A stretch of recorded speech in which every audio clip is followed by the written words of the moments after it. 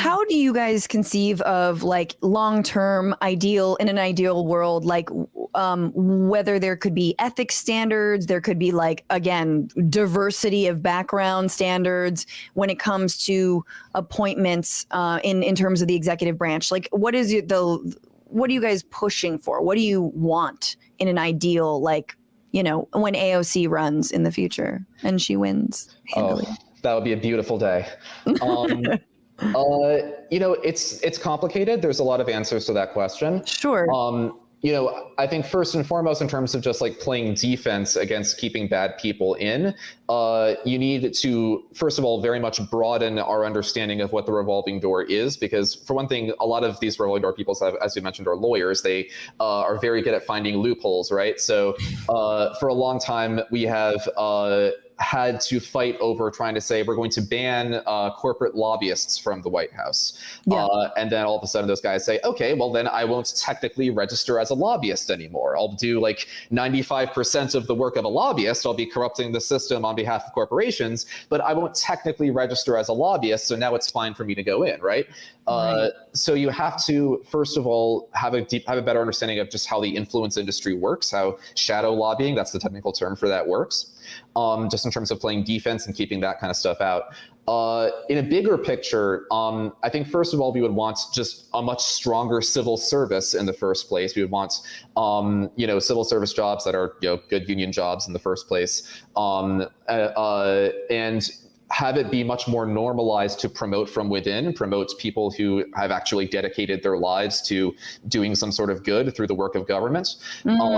And we would also want, for appointees, we want like fewer appointees overall. It's insane how many appointees we have in our system, but the appointees that we have, it should be more normal and more just common for community leaders to become appointees. People who are, right. If you're a housing justice advocate, why can't you run HUD? If you're an environmental activist, why can't you run EPA? Right. If you're someone who has dedicated your life to, you know, understanding the laws behind this, but also just understanding and conceptualizing how this stuff works, you are better qualified for that, I would say, than, you know, some corporate lawyer or like, you know, some politician's cousin who they have to give a job to or something like that. You know, yeah, we should God, I mean, I talk about nepotism in the media all the time, but like, it ain't nothing compared to what it's like in DC, or maybe it's worse in media. I don't know. Yeah. Yeah. They're like, oh, that's my boy. He was the CEO of this corporation that cuts down trees for fun. Mm-hmm. He should run the EPA. Yeah. No. You're like, yeah, that's my boy. Exactly. That doesn't make sense. One question I have is, like, could we instate a grace period after someone serves in government so that they can't actually immediately go into, let's say, being Amazon's PR and policy chief, like James Carney is? Our good buddy Jay. Our good buddy Jay. I know. Why did I write James? I guess that's his real name. It's Jay. But so Jay Carney was obviously Obama's press secretary for a long time, and he was back in the news because of Amazon's like horrible anti-union campaign, right? And union busting. And I was like, oh, I know that name. What the fuck? Like, just what are people supposed to do when they leave? Like Jen Psaki was like, I'm gonna leave, but I'm probably gonna just dedicate my time to my family. Like, why don't I buy that? Why do I feel like you're going to start working for Apple tomorrow? Mm-hmm. You know what I mean? Like, that's all, like, it goes the other way around. And I know that's why you guys call it the revolving door, but it seems just as insidious given the amount of power that also corporations have in this country. Oh, of course, because also, like, you know, Jay Carney got that job because he can call up Obama or he can call up Biden, or like, you know, they'll take his calls. That's the only reason that he has that job. You know, so actually, that Jay Carney is a great example, not one that I ever thought of, but a great example of what I'm talking about as far as broadening our understanding of how the influence industry works. Because technically, we do already have what are called cooling off periods, which is that if you're a political appointee, you can't go lobby. I think it's for like 2 years or so on. Problem is, something like the press secretary isn't in the cabinet. The cabinet is a very narrowly defined group. Got it.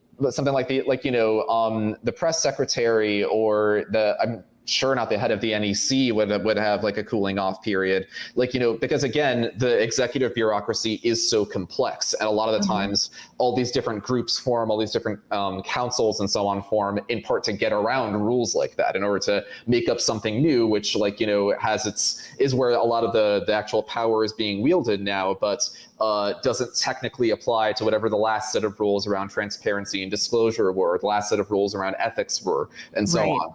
So again, you have to take a step back and you know, think through in a broad sense, how does power work here? How does influence work here? And thus, what are we trying to curb? Huh. I have a pitch. What if, now this is going to be so out of control, you guys will be like, you're crazy. What if people who worked in these positions, these appointees, were only allowed to work in public sectors moving forward and couldn't work in any private sectors, thus kind of narrowing out the people who do want to move it? Like, you know, come on, let's be real. We all kind of know what we're doing. When you get a job, you know the influence and power that job can create for you, and then you could pivot that into whatever. So what if we said you can't go into a private sector after you do this job as like a rule, and public then it servant for life? Yeah, it weeds out the people who have like these kind of plans to be like, well, I'll go do this, then I'll go work at Amazon. And also, you know, what's a nice wild? That's not wild at all. I think that's a great idea. You know, what's also a nice byproduct of that is, you know, a bunch of extraordinarily ambitious sociopaths, who are the people who want to get these types of jobs. All of a sudden, they can't get rich in the private sector. The only thing they have access to is the public sector. All of a sudden, you're never going to see the public sector winnowed out ever again, because these people they will never leave. These people want to still have power, right? They want to still have money. And so, like, you know, I don't like the idea of trying to hack the fact that, like, you know, our large amount of our government is run by, like, you know, power obsessed, ambitious psychopaths. But, like, you know, if you are someone who opposes neoliberalism, who opposes, you know, government being hollowed and winnowed out in every possible way, well, like, you know, if government is what these people have, then government's probably going to still be pretty powerful. That sounds good to me. There should be like an off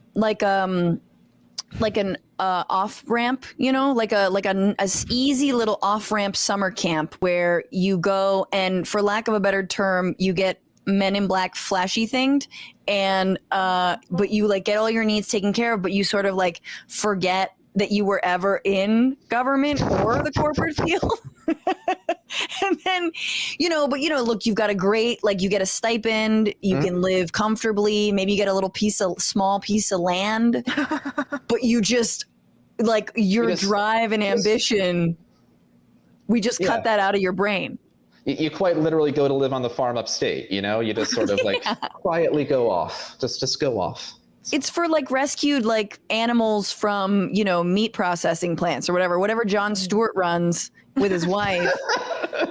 They should run that, but for like former lobbyists and also former executive branch staffers. Have you become a patron yet? Patreon.com/Bitchuation is where you can directly support this show and help me make it sustainable so that I can do more of what I do best, doing this.